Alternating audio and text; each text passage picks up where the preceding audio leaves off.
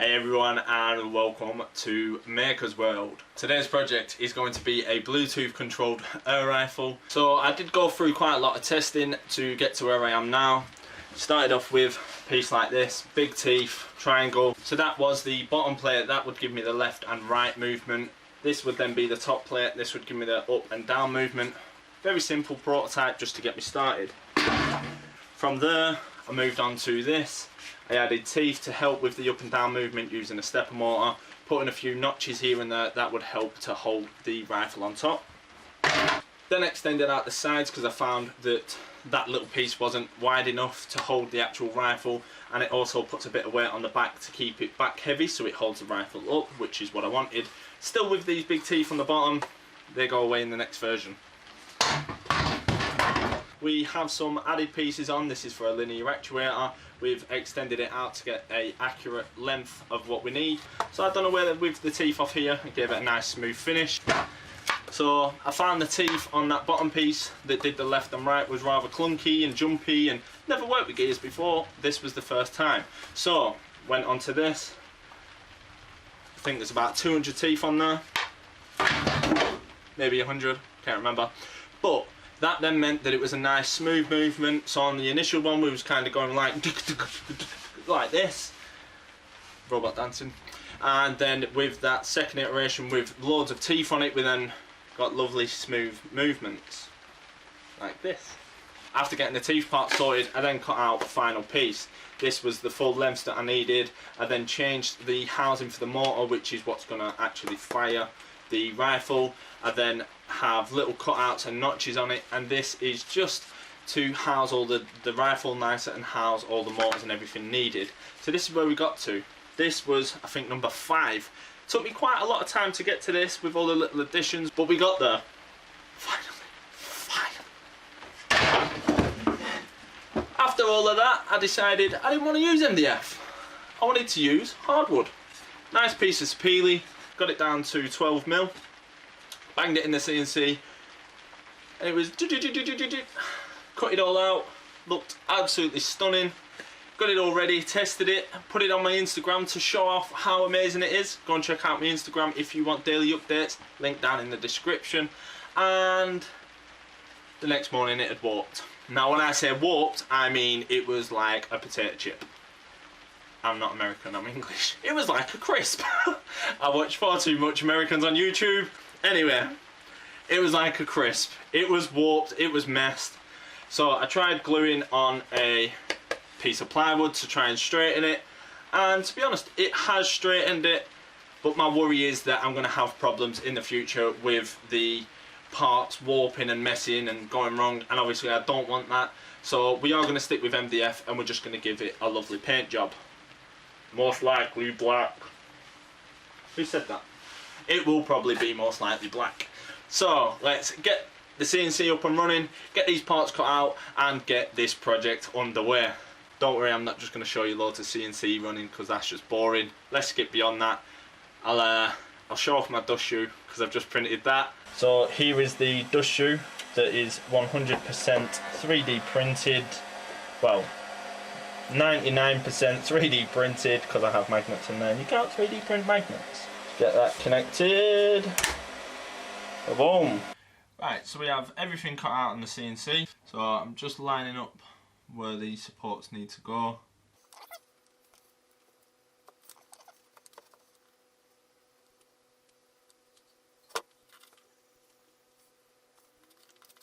So using the 8mm rod as a bit of a guide, I'm going to just chuck some glue on these. That's it.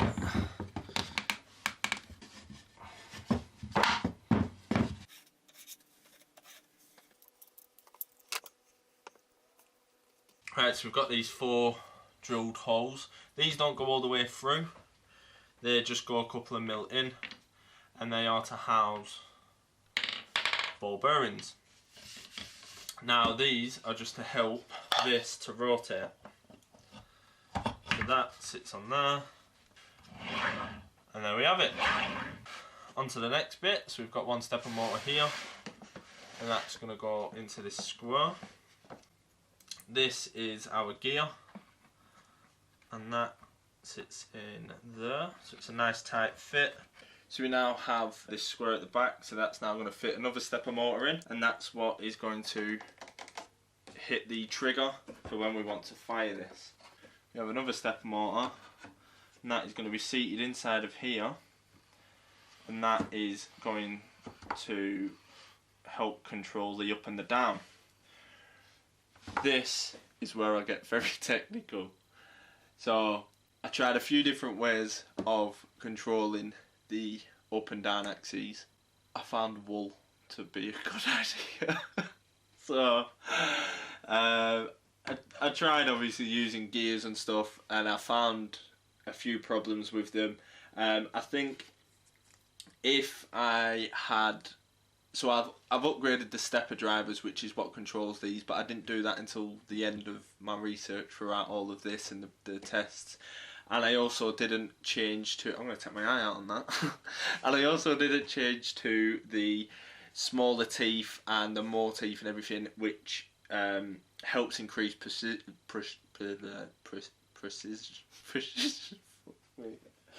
Oh, I need to go to bed again. That's all I ever seem to say on this. So I've got the smaller teeth, and that helps with precision. Precision.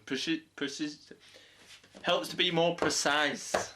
So I think if I'd used smaller teeth in the beginning and more of them, along with a improved stepper motor driver, then using a gear for this may have been an option as well. I may upgrade this in the future and add that in.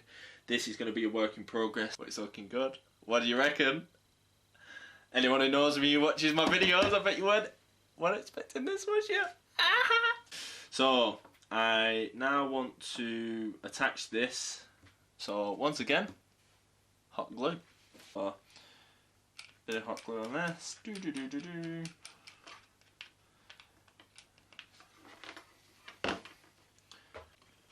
Very technical, hot glue and wool.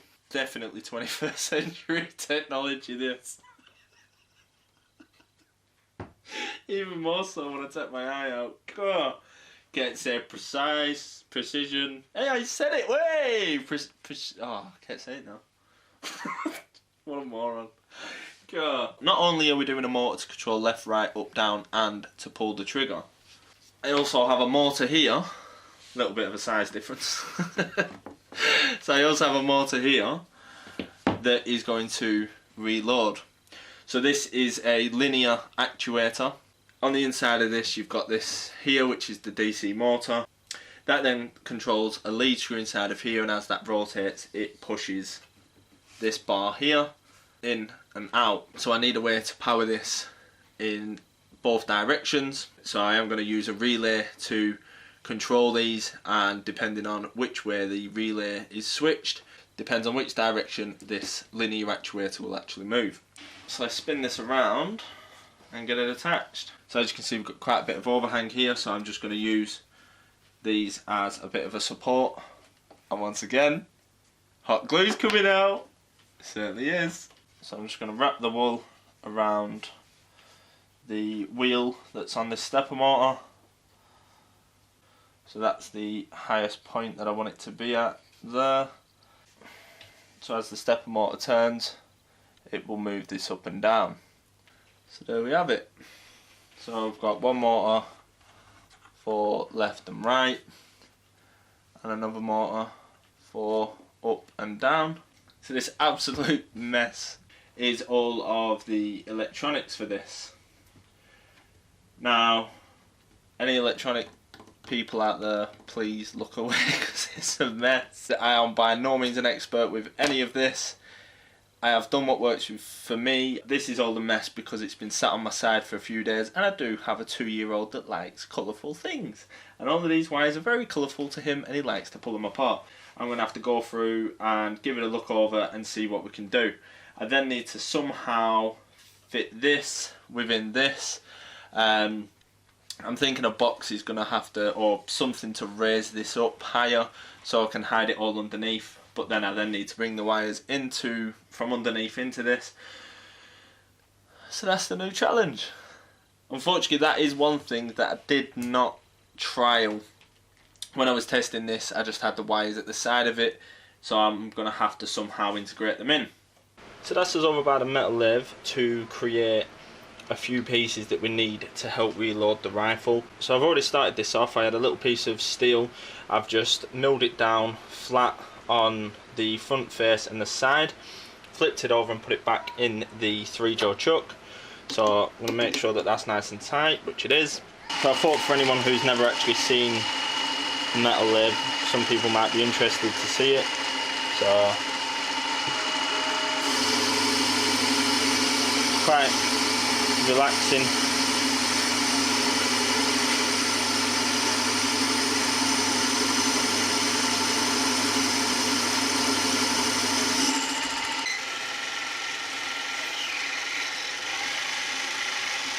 So here we have the final result. All of the electronics managed to get housed underneath here. I currently still have the Arduino powered by a USB cable. So without further ado, let's get this outside, give it a little test and see if it works. So the camera's up on the phone, then have that view here along with the controls here. So we have right, move to the right, left, up, down. And obviously it's a little bit laggy, but you know, we'll get there. Let's go left. Triangle is my reload, so as you'll see, just pressing triangle. So that reloaded. And now I don't believe this is aimed right, but let's go for fire.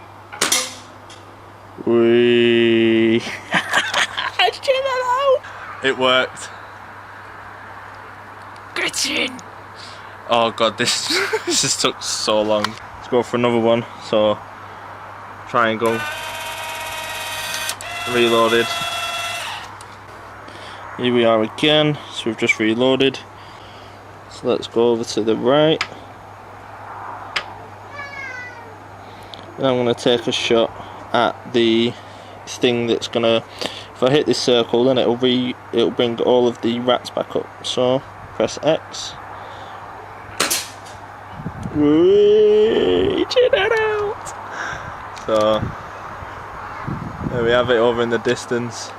So that camera's just died on me. This is definitely a work in progress. So I now have an app on the laptop that is displaying the picture here. This is mirroring what's on the phone. So let me reopen the camera, we'll zoom back in, and I'm gonna remote control it from here instead. So let's fire it, because I wasn't sure if there's anything in it. There's not, so let's reload.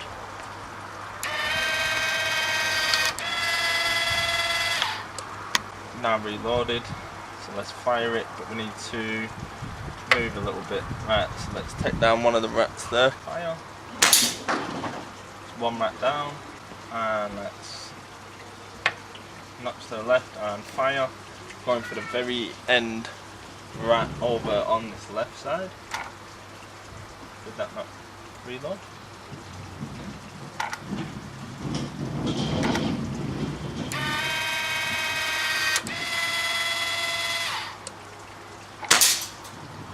There we go, that's another rat down. Over to the right again. Let's go all the way over now. Alright, so we've got the third rat, but I need to reload this. There's no pellets in it, so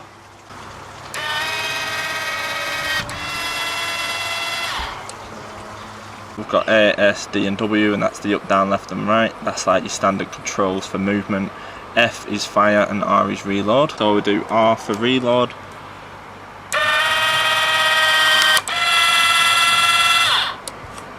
And F for fire. And there we have a rat gone down. So let's go with that again. So R for reload.